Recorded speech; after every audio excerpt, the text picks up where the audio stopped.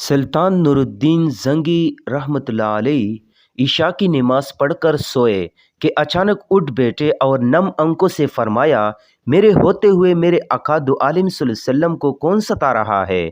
आप इस ख्वाब के बारे में सोच रहे थे जो मुसलसल 3 दिन से उन्हें आ रहा था और आज फिर चंद लम्हे पहले इन्हें आया, जिसमें सरकार दो आलिम सल्लल्लाहु अलैहि वसल्लम ने 2 अफराद की तरफ इशारा करके फरमाया कि ये मुझे सता रहे हैं। उन्होंने चंद साथी और सिपाही लेकर दमिश्क से मदीना जाने का इरादा फरमाया।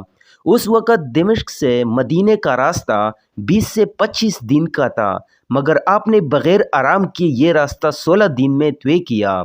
मदीना पहुंचकर आपने मदीना आने और जाने के तमाम रास्ते बंद करवाए और तमाम हास व आम को अपने साथ खाने पर बुलाया।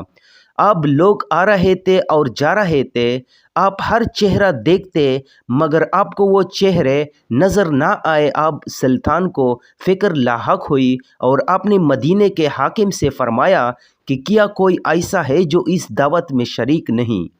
जवाब मिला कि मदीने में रहने वालों में से तो कोई नहीं, मगर 2 मगरिबी ज़ायर है जो रोज़े रसूल के करीब एक मकाम में रहते हैं, तमाम दिन इबादत करते हैं और शाम को जन्नतुल बकी में लोगों को पानी पिलाते हैं, जो अरसा दराज से मदीना में मुकीम है। सुल्तान ने उनसे मिलने की ख्वाहिश जाहिर की। दोनों ज़ायर बज़ाहिर बहुत इबादत गुजार लगते थे। उनके घर में ताही किया एक चटाई और 2-4 ज़रूरत की अशिया कि एकदम सुल्तान को चटाई के नीचे का फर्श लरसता महसूस हुआ। आपने चटाई हटा के देखा तो वहाँ एक सुरंग थी। आपने अपने सिपाही को सुरंग में उतरने का हुक्म दिया। वो सुरंग में दाखिल हुए और वापस आकर बताया कि ये सुरंग नबी पाक सल्लल्लाहु अलैहि वसल्लम की कब्र मुबारक की तरफ जाती है। ये सुनकर सुल्तान के चेहरे पर गैज़ व गज़ब की कैफियत तारी हो गई। आपने दोनों ज़ायरीन से पूछा कि सच बताओ कि तुम कौन हो। हिल व हज्जत के बाद उन्होंने बताया कि वो यहूदी है और अपनी कौम की तरफ से तुम्हारे पैगम्बर के जिस्म मक़दस को चोरी करने पर मामूर किए गए हैं।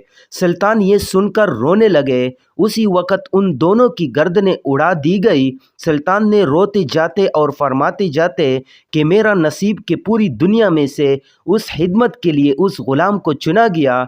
उस नापाक साजिश के बाद ज़रूरी था कि ऐसी तमाम साजिशों का हमेशा के लिए खात्मा किया जाए। सुल्तान ने मामार बुलाए और कब्र अक़दस के चारों तरफ खंदक खोदने का हुक्म दिया, यहाँ तक कि पानी निकल आए। सुल्तान के हुक्म से उस खंदक में पिघला हुआ शीशा भर दिया गया। बाज़ के नज़दीक सुल्तान को सुरंग में दाखिल होकर कब्र अनवर पर हाजिर होकर कदीमीन शरीफीन को चूमने की सआदत भी नसीब हुई।